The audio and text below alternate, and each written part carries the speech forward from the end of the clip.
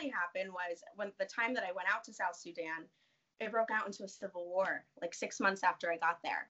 So my whole job almost, changed, and it just became like a lot more opportunities, because just like kind of what we're going through now with the global pandemic, we lose a lot of staff, and essential staff are the ones that go back in, right? So I was part of the essential staff when the Civil War broke out.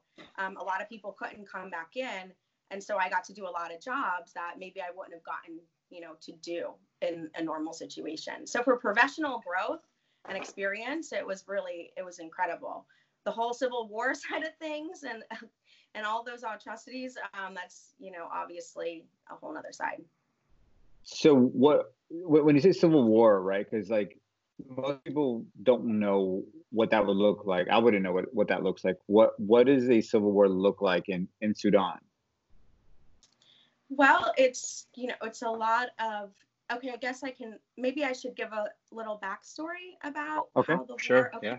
All right. So as I was mentioning, we went through this when I was working in New York, this referendum process. So the Sudan split from into two countries, and the South Sudan became the world's first nation. So what they did when they set up this democracy is there's a lot of tribes in that area, and there's a lot of tribal conflict.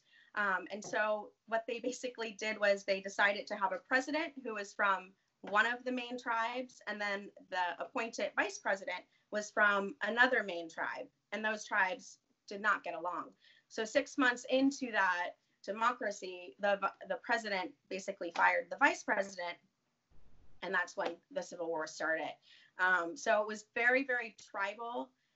And on the ground, that looks like it's a lot of shooting. There's tanks, there's machine guns on the back of pickup trucks. There's, flares at night. You see all the red lights, you hear it. I mean, it's just, where I was in Juba, it calmed down a little bit. There were definitely other parts of the country that were just all the time. It's people running for their lives. I mean, what happened when I was there was when this tribal, Civil War started, over 10,000 people who were in the more inferior, the two tribes were called the Dinka tribe and the Nuer tribe. And the Dinka tribe was the one that the president was from, and then everybody else, or the vice president, was the Nuer tribe. So we had this tribe, the Nuers, come running to the UN base for safety, because they were just getting killed. They could get killed just by somebody looking at them, because they all have tribe markings. So they had different markings on their foreheads, which you could see if somebody was a Dinka. They had a big kind of V that was carved into their forehead when they were younger. And then the Nuer tribe, those tribe members had a different kind of marking on their face. So you could just look at someone's face and know what tribe they're in and just shoot them right there. And wow. There's a lot of things I guess I couldn't share, but just sure. just awful human rights atrocities. Who appointed the president and vice president? Like, was it through like an election? It was kind of through this whole referendum process thing where all the heads of states came together, and I'm not sure who was the main decision maker in that, but I think that it was a big, hopeful ideal, to do that, to hope that by getting two of the biggest tribes in power together, they could, do something good for their country. And it completely backfired. Wow. That's crazy. So you were there when all that was happening on the ground, and yeah, initially the fighting started, and it was on December 15th, and I think I flew out on the 14th because I was coming back to see my parents in Florida. But I did get pulled back in about 6 weeks after that. So really, when the fighting hit, I was lucky. I left the day before, but all my friends, they got evacuated.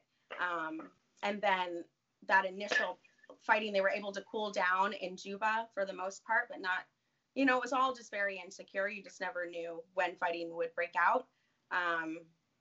But yeah, so I was lucky in the beginning, but I did get pulled back in, and, I survived. I don't know how, but anything is possible. So how long were you there for then? For 3 years. Okay. And were they still fighting when you left? Yes. There's still a lot of conflict over there. Yeah. It's probably gotten worse. Yeah. Yeah. So what made you get out then? Did you leave the UN completely at that point, or? It was really an identity crisis for me because I'd been with the UN for almost a decade. And, when you have a job for so long, it becomes so much a part of who you are. But it was a very dangerous situation. And I just kind of had that feeling like your luck could run out. And, right after I did leave, something really bad happened to a lot of my friends. And so it was just kind of an instinct I think I had. And, my dad he's really a supportive man, but I remember it had been around 2.5 years and he's like, honey, your 9 lives are going to run out. You got to get back home before they do. And I was like, yeah, right. Maybe you're right, Dad. And really my health just really started to deteriorate so much because, I had malaria, I had typhoid. There's no good nutrition to eat there. And so all of the stress and the kind of the stress takes a toll on your neurological, system in some ways. So really it was a mix of my body just telling me like, you need to get out of here. And then, what my dad said, and then just kind of thinking, yeah, it's time to get out. And I applied for another job that was in Finland because I was thinking that would be really cool. The UN, I could have gone to Somalia, but that was really something I thought about doing, but it would have been even worse in a way than South Sudan. So, and yeah, really because Somalia may be really bad. Yeah, pretty bad.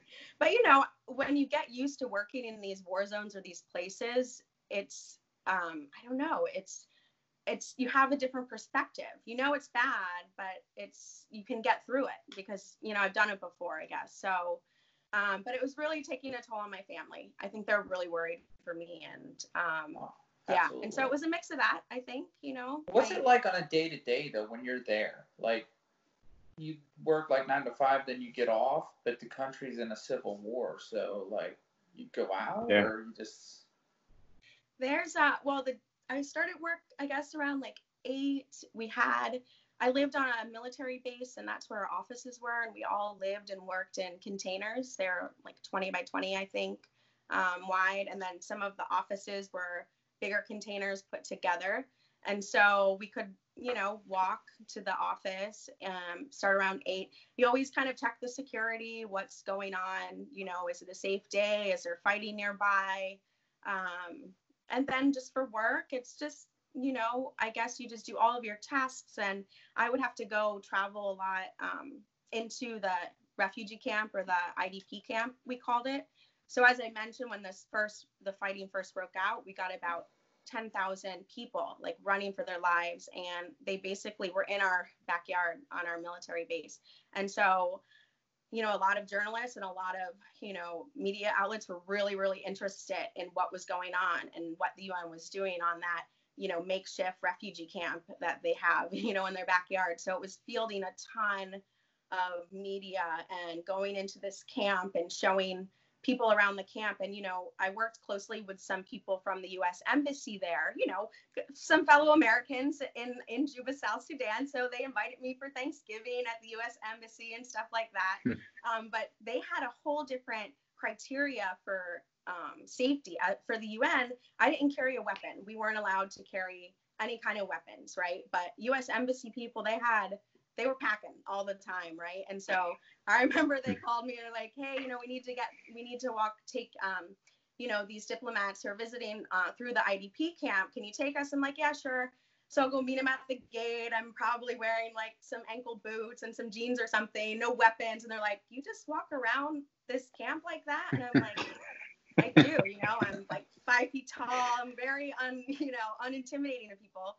And I was okay, I was able to walk around that camp and talk to people in that community, and, just kind of, it was really hard though. It's really almost like these people are in so much pain and it's such a hard situation for them, and they're living on the ground with, you know, these plastic that's not even really a tent.